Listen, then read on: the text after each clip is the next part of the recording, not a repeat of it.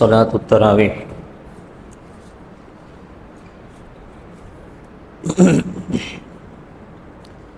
الله أكبر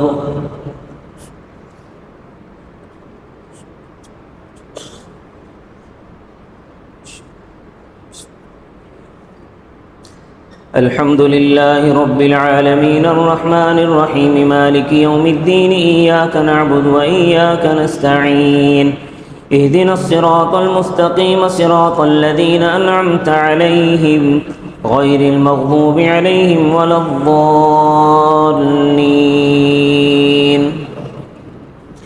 قال ألم أقل لك إنك لن تستطيع معي صبرا قال إن سألتك عن شيء بعدها فلا تصاحبني قد بلغت من لدني عذرا فانطلقا حتى إذا أتيا أهل قرية استطعما أهلها فأبوا أن يضيفوهما فوجدا فيها جدارا يريد أن ينقض فأقامه قال لو شئت لاتخذت عليه أجرا قال هذا فراق بيني وبينك سأنبئك بتأويل ما لم تستطع عليه صبرا أما السفينة فكانت لمساكين يعملون في البحر فأردت أن أعيبها وكان وراءهم ملك يأخذ كل سفينة غصبا وأما الغلام فكان أبواه مؤمنين فخشينا أن يرهقهما طغيانا وكفرا فأردنا أن يبدلهما ربهما خيرا منه زكاة وأقرب رحما وأما الجدار فكان لغلامين يتيمين في المدينة وكان تحته كنز لهما وكان أبوهما صالحا فأراد ربك أن يبلغا أشدهما ويستخرجا كنزهما رحمة من ربك وما فعلته عن أمري ذلك تأويل ما لم تسطع عليه صبرا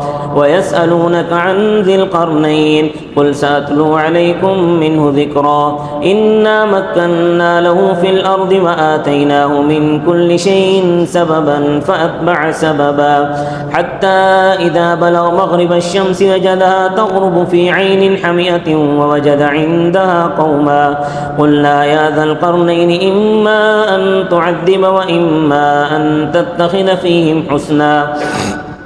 قال أما من ظلم فسوف نعذبه ثم يرد إلى ربه فيعذبه عذابا نكرا وأما من آمن وعمل صالحا فله جزاء الحسنى وسنقول له من أمرنا يسرا ثم أتبع سببا حتى إذا بلغ مطلع الشمس وجدها تطلع على قوم لم نجعل لهم من دونها سترا كذلك وقد أحطنا بما لديه خبرا ثم أتبع سببا حتى إذا بلغ بين السدين وجد من دونهما قوما لا يكادون يفقهون قولا قالوا يا ذا القرنين إن يأجوج ومأجوج مفسدون في الأرض فهل نجعل لك خرجا على أن تجعل بيننا وبينهم سدا قال ما مكني فيه ربي خير فاعينوني بقوة أجعل بينكم وبينهم ردما آتوني زبر الحديد حتى إذا ساوى بين الصدفين قال انفخوا حتى إذا جعله نارا قال آتوني أفرغ عليه قطرا فما استطاعوا أن يظهروه وما استطاعوا له نقبا قال هذا رحمة من ربي فإذا جاء وعد ربي جعله دكا وكان وعد ربي حقا وتركنا بعضهم يومئذ يموج في بعض ونفخ في الصور فجمعناهم جمعا وعرضنا جهنم يومئذ للكافرين عرضا الذين كانت أعينهم في غطاء عن ذكري وكانوا لا يستطيعون سمعا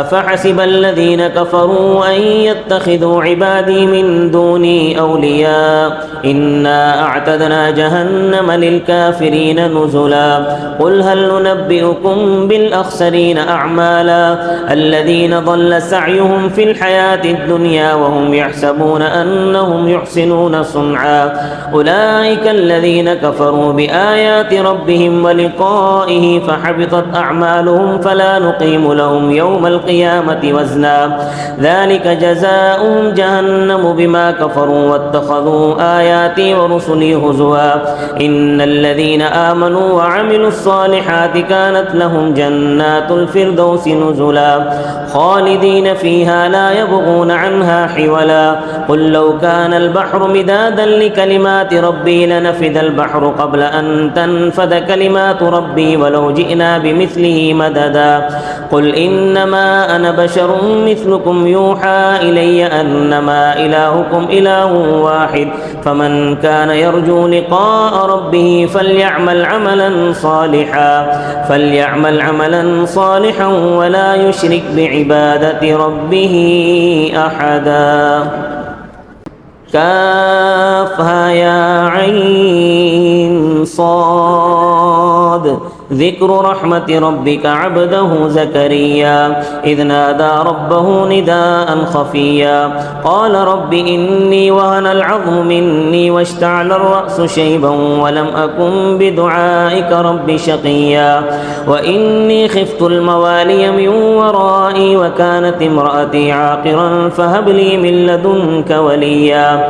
يرثني ويرث من آل يعقوب واجعله رب رضيا يا زكريا إنا نبشرك بغلام اسمه يحيى لم نجعل له من قبل سميا قال رب أنا يكون لي غلام وكانت امرأتي عاقرا وقد بلغت من الكبر عتيا قال كذلك قال ربك هو علي هين وقد خلقتك من قبل ولم يك شيئا قال رب اجعل لي آية قال آيتك ألا تكلم الناس 3 ليال سبيا فخرج على قومه من المحراب فأوحى إليهم أن سبحوا بكرة وعشيا يا يحيى خذ الكتاب بقوة وآتيناه الحكم صبيا وحنانا من لدنا وزكاة وكان تقيا وبرا بوالديه ولم يكن جبارا عصيا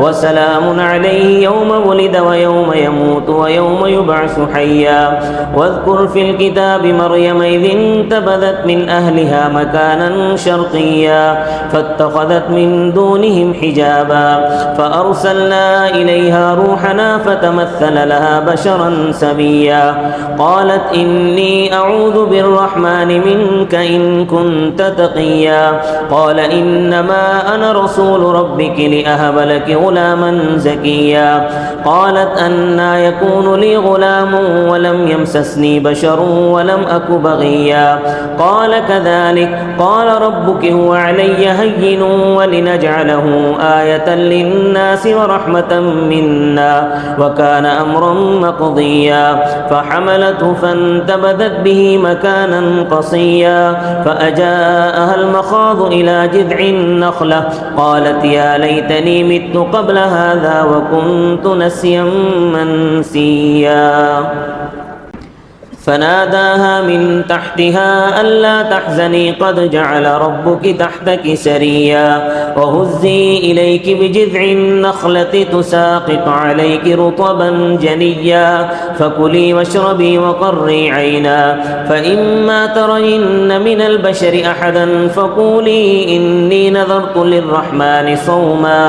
إني نذرت للرحمن صوما فلن أكلم اليوم إنسيا فأتت به قومها تحمله قالوا يا مريم لقد جئت شيئا فريا يا أخت هارون ما كان أبوك امرأ سوء وما كانت أمك بغيا فأشارت إليه قالوا كيف نكلم من كان في المهد صبيا قال إني عبد الله آتاني الكتاب وجعلني نبيا وجعلني مباركا أينما كنت وأوصاني بالصلاة والزكاة ما دمت حيا وبرا بوالدتي ولم يجعلني جبارا شقيا والسلام علي يوم ولدت ويوم أموت ويوم أبعث حيا ذلك عيسى ابن مريم قول الحق الذي فيه يمترون ما كان لله أن يتخذ من ولد سبحانه إذا قضى أمرا فإنما يقول له كن فيكون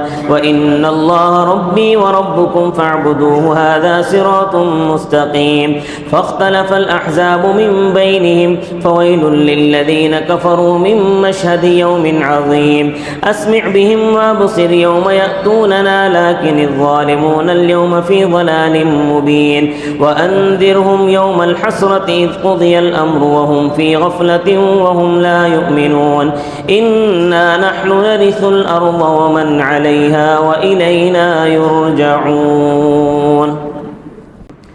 واذكر في الكتاب إبراهيم إنه كان صديقا نبيا إذ قال لأبيه يا أبت لم تعبد ما لا يسمع ولا يبصر ولا يغني عنك شيئا يا أبت إني قد جاءني من العلم ما لم يأتك فاتبعني أهدك صراطا سويا يا أبت لا تعبد الشيطان إن الشيطان كان للرحمن عصيا يا أبت إني أخاف أن يمسك عذاب من الرحمن فتكون للشيطان وليا قال أراغب أنت عن آلهتي يا إبراهيم لئن لم تنته لأرجمنك واهجرني مليا قال سلام عليك سأستغفر لك ربي إنه كان بي حفيا وأعتزلكم وما تدعون من دون الله وأدعو ربي عسى ألا أكون بدعاء ربي شقيا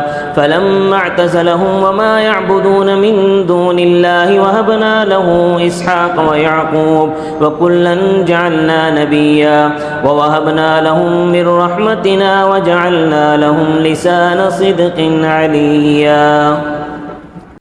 واذكر في الكتاب موسى إنه كان مخلصا وكان رسولا نبيا وناديناه من جانب الطور الأيمن وقربناه نجيا ووهبنا له من رحمتنا أخاه هارون نبيا واذكر في الكتاب إسماعيل إنه كان صادق الوعد وكان رسولا نبيا وكان يأمر أهله بالصلاة والزكاة وكان عند ربه مرضيا واذكر في الكتاب إدريس إنه كان صديقا نبيا ورفعناه مكانا عليا أولئك الذين أنعم الله عليهم من النبيين من ذرية آدم وممن حملنا مع نوح ومن ذرية إبراهيم وإسرائيل وممن هدينا واجتبينا إذا تتلى عليهم آيات الرحمن خروا سجدا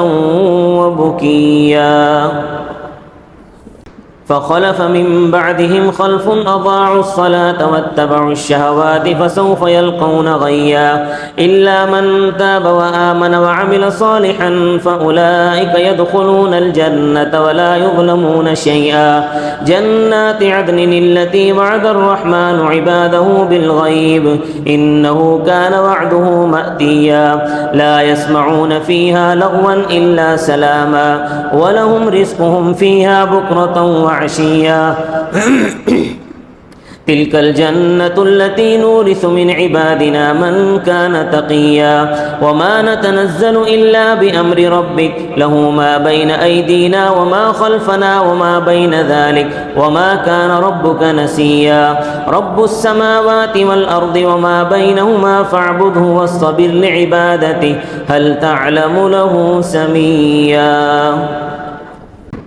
ويقول الإنسان أإذا ما مت لسوف أخرج حيا أولا يذكر الإنسان أنا خلقناه من قبل ولم يك شيئا فوربك لنحشرنهم والشياطين ثم لنحضرنهم حول جهنم جثيا ثم لننزعن من كل شيعة أيهم أشد على الرحمن عتيا ثم لنحن أعلم بالذين هم أولى بها صليا وإن منكم إلا واردها كان على ربك حتما مقضيا ثم ننجي الذين اتقوا ونذر الظالمين فيها جثيا وإذا تتلى عليهم آياتنا بينات قال الذين كفروا للذين آمنوا أي الفريقين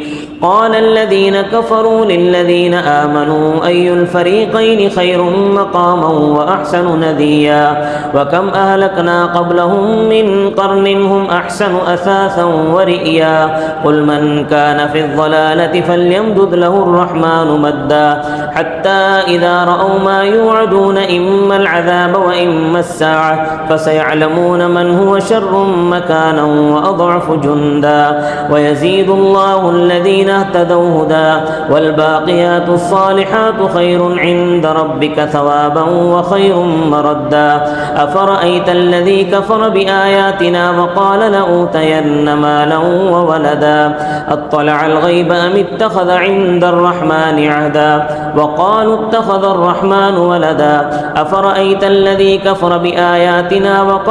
وقال لأوتين مالا وولدا أطلع الغيب أم اتخذ عند الرحمن عهدا كلا سنكتب ما يقول ونمد له من العذاب مدا ونرثه ما يقول ويأتينا فردا واتخذوا من دون الله آلهة ليكونوا لهم عزا كلا سيكفرون بعبادتهم ويكونون عليهم ضدا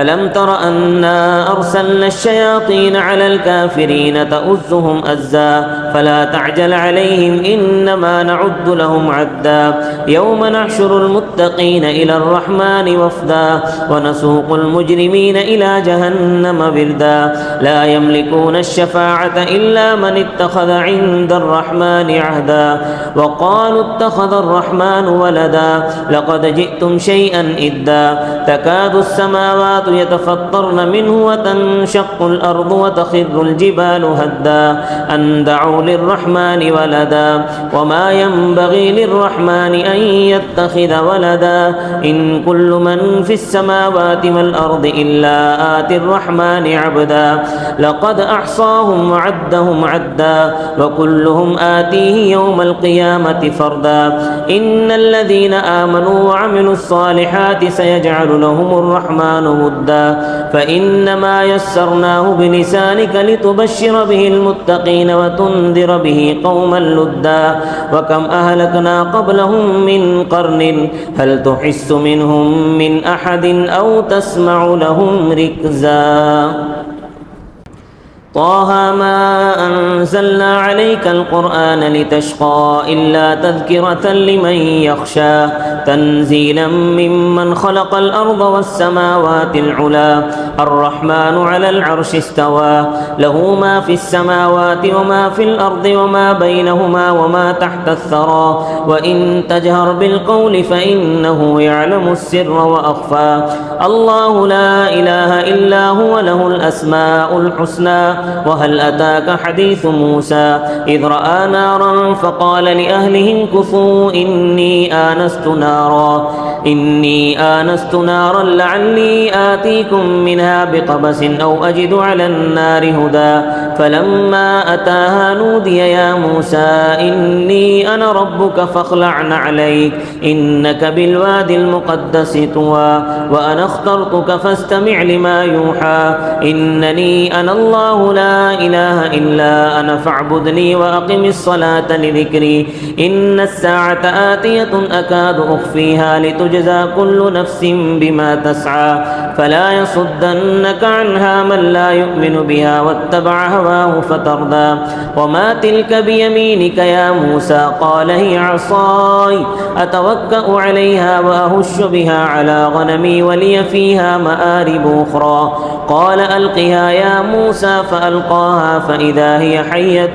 تسعى قال خذها ولا تخف سنعيدها سيرتها الأولى واضمم يدك إلى جناحك تخرج بيضاء من غير سوء آية أخرى لنريك من آياتنا الكبرى اذهب إلى فرعون إنه طغى قال رب اشرح لي صدري ويسر لي أمري واحلل عقدة من لساني يفقه قولي واجعل لي وزيرا من أهلي هارون أخي اشدد به أزري وأشركه في أمري كي نسبحك كثيرا ونذكرك كثيرا إنك كنت بنا بصيرا قال قد أوتيت سؤلك يا موسى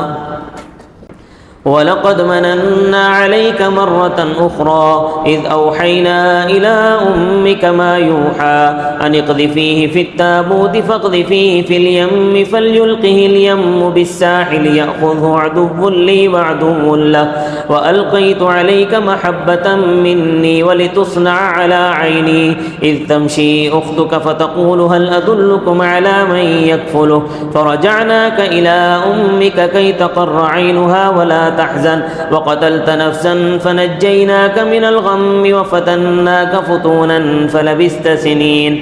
فلبست سنين في أهل مدين ثم جئت على قدري يا موسى واصطنعتك لنفسي اذهب أنت وأخوك بآياتي ولا تنيا في ذكري اذهبا إلى فرعون إنه طغى فقولا له قولا لينا لعله يتذكر أو يخشى قالا ربنا إننا نخاف أن يفرط علينا أو أن يطغى قال لا تخافا إنني معكما أسمع وأرى فأتياه فقولا إنا رسولا ربك فأرسل معنا بني إسرائيل ولا تعذبهم قد جئناك بآية من ربك والسلام على من اتبع الهدى إنا قد أوحي إلينا أن العذاب على من كذب وتولى قال فمن ربكما يا موسى قال ربنا الذي أعطى كل شيء خلقه ثم هدى قال فما بال القرون الأولى قال علمها عند ربي في كتاب لا يضل ربي ولا ينسى الذي جعل لكم الأرض مهدا وسلك لكم فيها سبلا وأنزل من السماء ماء فأخرجنا به أزواجا من نبات شتى كلوا وارعوا أنعامكم إن في ذلك لآيات لأولي النهى منها خلقناكم وفيها نعيدكم ومنها نخرجكم تارة أخرى ولقد أريناه آياتنا كلها فكذب وأبى قال أجئتنا لتخرجنا من أرضنا بسحرك يا موسى فلنأتينك بسحر مثله فاجعل بيننا وبينك موعدا لا نخلفه نحن ولا أنت مكانا سوى قال موعدكم يوم الزينة وأن يحشر الناس ضحى فتولى فرعون فجمع كيده ثم أتى قال لهم موسى ويلكم لا تفتروا على الله كذبا فيسحتكم بعذاب وقد خاب من افترى فتنازعوا أمرهم بينهم وأسروا النجوى قالوا إن هذان لساحران يريدان أن يخرجاكم من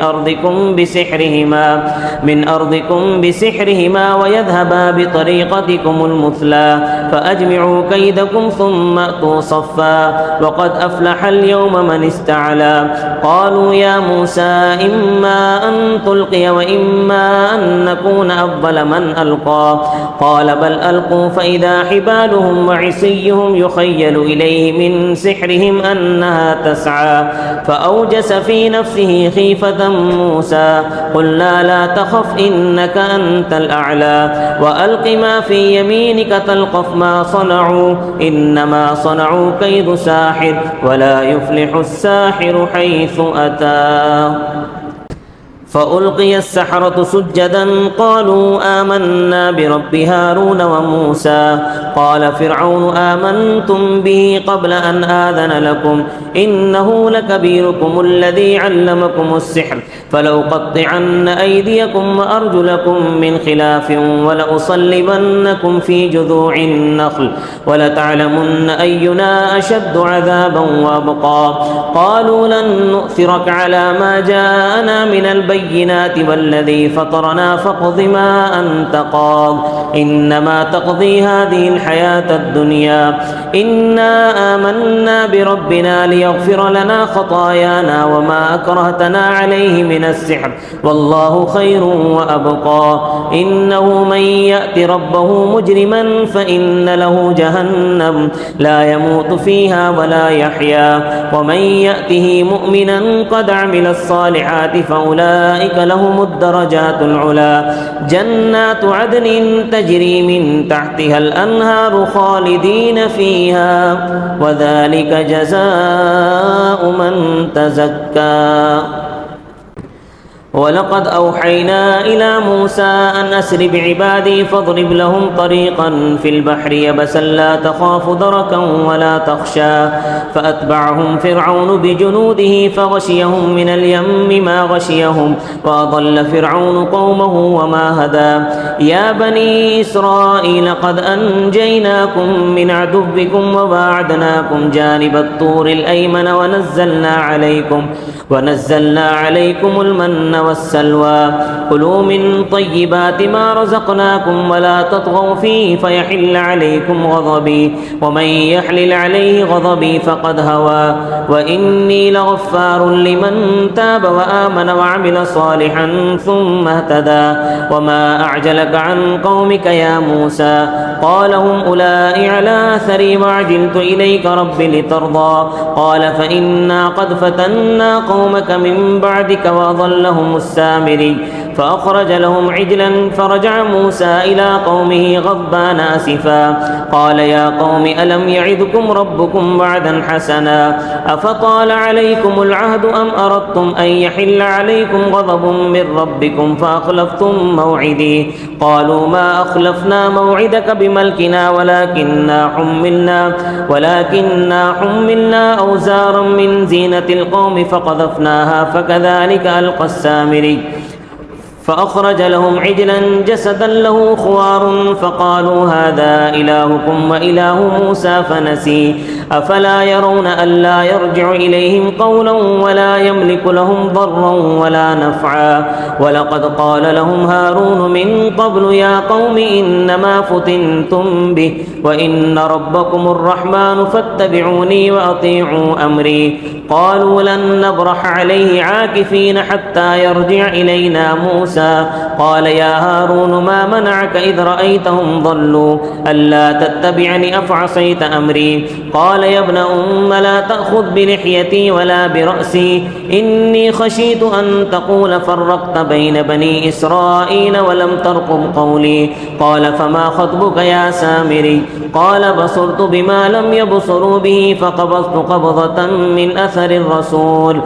أثر الرسول فنبذتها وكذلك سولت لي نفسي قال فاذهب فإن لك في الحياة أن تقول لا مساس وإن لك موعدا لن تخلفه وانظر إلى إلهك الذي ظلت عليه عاكفا لنحرقنه ثم لننسفنه في اليم نسفا إنما إلهكم الله الذي لا إله إلا هو وسع كل شيء علما كذلك نقص عليك من أنباء ما قد سبق وقد آتيناك من لدنا ذكرا من أعرض عنه فإنه يحمل يوم القيامة وزرا خالدين فيه وساء لهم يوم القيامة حملا يوم ينفخ في الصور ونحشر المجرمين يومئذ زرقا يتخافتون بينهم إن لبثتم إلا عشرا نحن أعلم بما يقولون إذ يقول أمثلهم طريقة إن لبثتم إلا يوما ويسألونك عن الجبال فقل ينسفها ربي نسفا فيذرها قاعا صفصفا لا ترى فيها عوجا ولا أمتا يومئذ يتبعون الداعي لا عوج له وخشعت الأصوات للرحمن فلا تسمع إلا همسا يومئذ لا تنفع الشفاعة إلا من أذن له الرحمن ورضي له قولا يعلم ما بين أيديهم وما خلفهم ولا يحيطون به علما وعنت الوجوه للحي القيوم وقد خاب من حمل ظلما ومن يعمل من الصالحات وهو مؤمن فلا يخاف ظلما ولا هضما وكذلك أنزلناه قرآنا عربيا وصرفنا فيه من الوعيد لعلهم يتقون أو يحدث لهم ذكرا فتعالى الله الملك الحق ولا تعجل بالقرآن من قبل أن يقضى إليك وحيه وقل رب زدني علما ولقد عهدنا إلى آدم من قبل فنسي ولم نجد له عزما وإذ قلنا للملائكة اسجدوا لآدم فسجدوا إلا إبليس أبى فقلنا يا آدم إن هذا عدو لك ولزوجك فلا يخرجنكما من الجنة فتشقى إن لك ألا تجوع فيها ولا تعرى وأنك لا تظمأ فيها ولا تضحى فوسوس إليه الشيطان قال يا آدم هل أدلك على شجرة الخلد وملك لا يبلى فأكلا منها فبدت لهما سوآتهما وطفقا يخصفان عليهما من ورق الجنة وعصى آدم ربه فغوى ثم اجتباه ربه فتاب عليه وهدى قال اهبطا منها جميعا بعضكم لبعض عدو فإما يأتينكم مني هدى فمن اتبع هداي فلا يضل ولا يشقى ومن أعرض عن ذكري فإن له معيشة ضنكا ونحشره يوم القيامة أعمى قال رب لم حشرتني أعمى وقد كنت بصيرا قال كذلك أتتك آياتنا فنسيتها وكذلك اليوم تنسى وكذلك نجزي من أسرف ولم يؤمن بآيات ربه ولعذاب الآخرة أشد وأبقى أفلم يهد لهم كم أهلكنا قبلهم من القرون يمشون في مساكنهم إن في ذلك لآيات لأولي النهى ولولا كلمة سبقت من ربك لكان لزاما وأجل مسمى فاصبر على ما يقولون وسبح بحمد ربك قبل طلوع الشمس وقبل غروبها ومن آناء الليل فسبح وأطراف النهار لعلك ترضى ولا تمدن عينيك إلى ما متعنا به أزواجا منهم زهرة الحياة الدنيا لنفتنهم فيه ورزق ربك خير وأبقى وأمر أهلك بالصلاة واصطبر عليها لا نسألك رزقا نحن نرزقك والعاقبة للتقوى وقالوا لولا يأتينا بآية من ربه أولم تأتهم بينة ما في الصحف الأولى ولو أنا أهلكنا بعذاب من قبله لقالوا ربنا لولا أرسلت إلينا رسولا فنتبع آياتك من قبل أن نذل ونخزى قل كل متربص فتربصوا فستعلمون من أصحاب الصراط السوي ومن اهتدى اقترب للناس حسابهم وهم في غفلة معرضون ما يأتيهم من ذكر من ربهم محدث إلا استمعوه وهم يلعبون لاهية قلوبهم وأسروا النجوى الذين ظلموا هل هذا إلا بشر مثلكم أفتأتون السحر وأنتم تبصرون قال ربي يعلم القول في السماء والأرض وهو السميع العليم بل قالوا أضغاث أحلام بل افتراه بل هو شاعر فليأتنا بآية كما أرسل الأولون ما آمنت قبلهم من قرية أهلكناها أفهم يؤمنون وما أرسلنا قبلك إلا رجالا نوحي إليهم فاسألوا أهل الذكر إن كنتم لا تعلمون وما جعلناهم جسدا لا يأكلون الطعام وما كانوا خالدين ثم صدقناهم الوعد فأنجيناهم ومن نشاء وأهلكنا المسرفين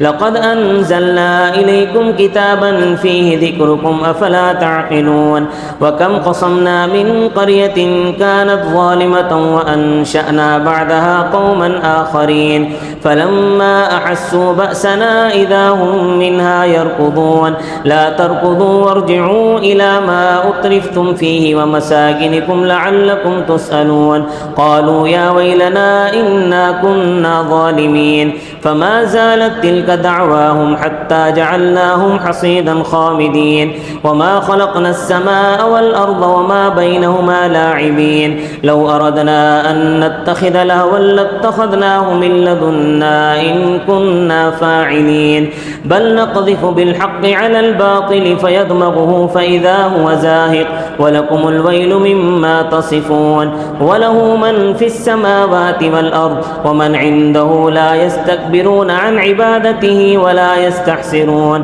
يسبحون الليل والنهار لا يفترون أم اتخذوا آلهة من الأرض هم ينشرون لو كان فيهما آلهة إلا الله لفسدتا فسبحان الله رب العرش عما يصفون لا يسأل عما يفعل وهم يسألون أم اتخذوا من دونه آلهة قل هاتوا برهانكم هذا ذكر من معي وذكر من قبلي بل أكثرهم لا يعلمون الحق فهم معرضون وما أرسلنا من قبلك من رسول إلا نوحي إليه أنه لا إله إلا أنا فاعبدون وقالوا اتخذ الرحمن ولدا سبحانه بل عباد مكرمون لا يسبقونه بالقول وهم بأمره يعملون يعلم ما بين أيديهم وما خلفهم ولا يشفعون إلا لمن ارتضى وهم من خشيته مشفقون ومن يقل منهم إني إله من دونه فذلك نجزيه جهنم كذلك نجزي الظالمين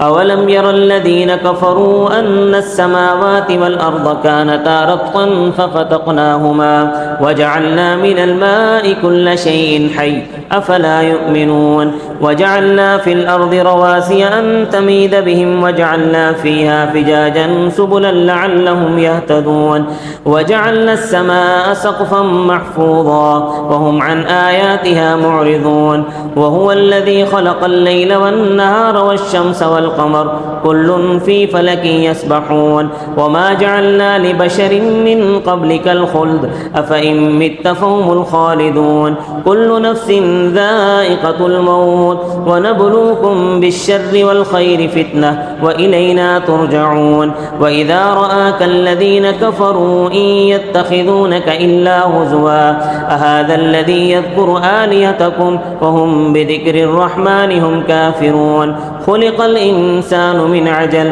سأريكم آياتي فلا تستعجلون ويقولون متى هذا الوعد إن كنتم صادقين لو يعلم الذين كفروا حين لا يكفون عن وجوههم النار ولا عن ظهورهم ولا هم ينصرون بل تأتيهم بغتة فتبهتهم فلا يستطيعون ردها ولا هم ينظرون ولقد استهزئ برسل من قبلك فحاق بالذين سخروا منهم ما كانوا به يستهزئون قل من يكلؤكم بالليل والنهار من الرحمن بل هم عن ذكر ربهم معرضون أم لهم آلهة تمنعهم من دوننا لا يستطيعون نصر أنفسهم ولا هم منا يسحبون بل متعنا هؤلاء وآباءهم حتى جاءهم الحق ورسول بل متعنا هؤلاء وآباءهم حتى طال عليهم العمر أفلا يرون أنا نأتي الأرض ننقصها من أطرافها أفهم الغالبون قل إنما أنذركم بالوحي ولا يسمع الصم الدعاء إذا ما ينذرون ولئن مستهم نفحة من عذاب ربك ليقولن يا ويلنا إنا كنا ظالمين ونضع الموازين القسط ليوم القيامة فلا تظلم نفس شيئا وإن كان مثقال حبة من خردل أتينا بها وكفى بنا حاسبين ولقد آتينا موسى وهارون الفرقان وضياء وذكرا للمتقين الذين يخشون ربهم بالغيب وهم من الساعة مشفقون وهذا ذكر مبارك أنزلناه أفأنتم له منكرون الله أكبر السلام عليكم ورحمة الله السلام عليكم ورحمة الله